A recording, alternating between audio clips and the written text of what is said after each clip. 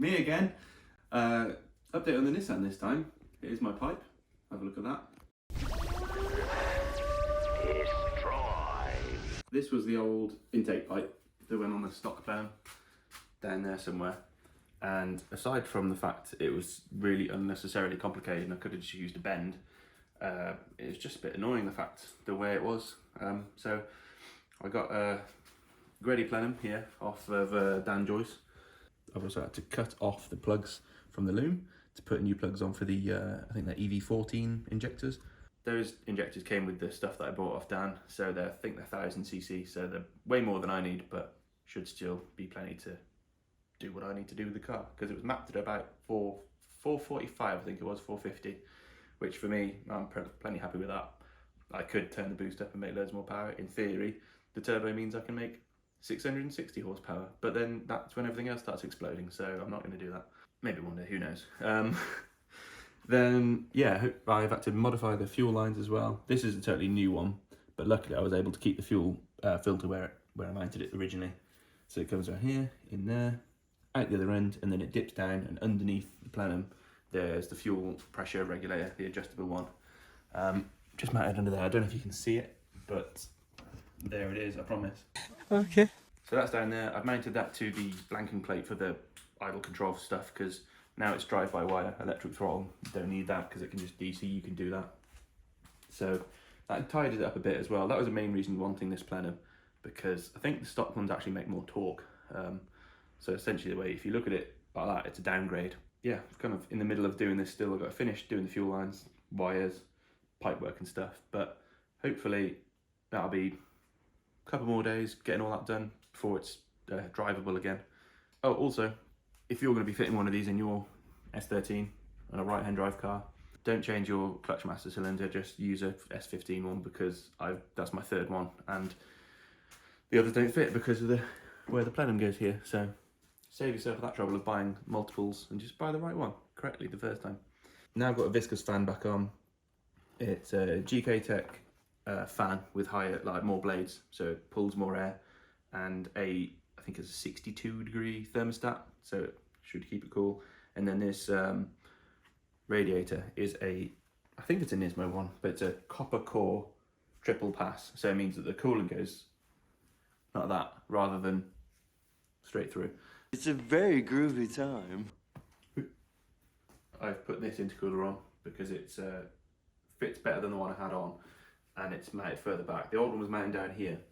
Made new headlight brackets to get rid of some of the stuff that was in here. There was an oil cooler mount in here, which I don't need anymore, because it's mainly going to be a street car, and oil coolers, just for me, I've just always had more leaks, and then there's more pipes and stuff everywhere, and it's just kind of annoying.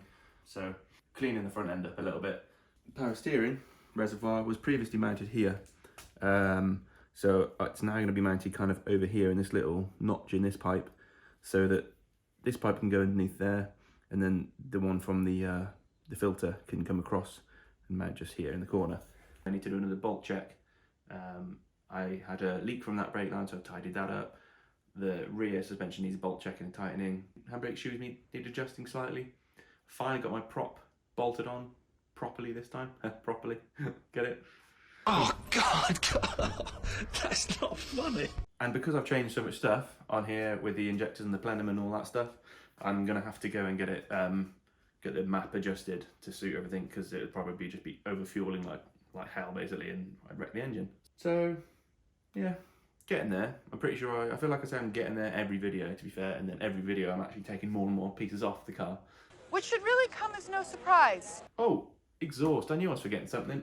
Basically, it's as it is now, with this turbo, and it had a straight through exhaust. It was just absurdly loud. Not even like a haha, cool, this is loud. It's like a no, I don't ever want to drive this noise. I've been changing the exhaust to add a big enough silencer, hopefully, to quiet it down a bit, but not a whole lot of room, because I was trying to keep the exhaust really nice and tucked up. I didn't do a before and after video, which I should have done.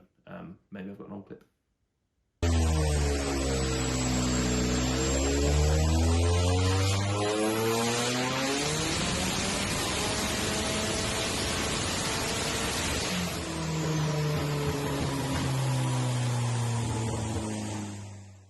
So there's a few other jobs I need to do. Started writing it down on the other side of this bonnet. Probably tick some of these off now. But yeah, so there are some of the things to do, but I'm sure I'll find some more along the way. One more thing that I've had sitting for a little while. So this is my Haltech iC-7 dash display, and then I designed this surround to go in where the stock cluster fits. Wideband, data port, and then these are status lights basically. And then all these little bits in here, they have brass inserts inside the print, so you can bolt it all together. These little tabs here, so when you tighten the gauge up, it keeps it level, so throughout the car driving, vibrating and whatever, this can't kind of twist and go wonky and off center, because that would be really annoying to look at. I just left a gap between this plate and this print part here so that this lock nut can secure this port, but keep it hidden so you don't have to look at the big ugly lock nut on the front of your cluster, and just think it looks a bit cleaner, a bit nicer like that. Yeah, so I'm basically waiting to put this back in, because I think this is pretty much the only thing that's holding me back from the last few pieces of interior. It does smell a bit in here though, because I've been welding, so just gonna put one of these in. Oh, lovely, lovely that. Tremendous. Look at that. So obviously now you're gonna want one of them, so you can get one if you want. They're in the shop. We've got cherry or sandalwood. Cherry's quite a stronger smell, and the sandalwood's a bit more subtle for if subtle smells are your thing. Mine aren't. I like to make really bad smells, strong ones. Also, I forgot, I did put door speakers in and parcel shelf speakers in as well. I've never had speakers in this car, so that was nice. Working interior light. And this is going to be the actual switch as well. I'm not going to make this any better. I'm just going to, whenever I want to stare, I'm going to have to find a bit of wire. Bar sipping, car dipping, redwood grain gripping, steel tipping out,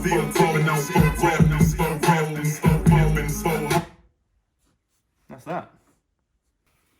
Yeah, I think that pretty much sums up what I'll be doing. There's loads of other stuff that I haven't mentioned about the car, but I'll go through that when I finish them as well. Otherwise this video will be 73 years long. I'm just talking, and this is me leaving. Bye. Bye.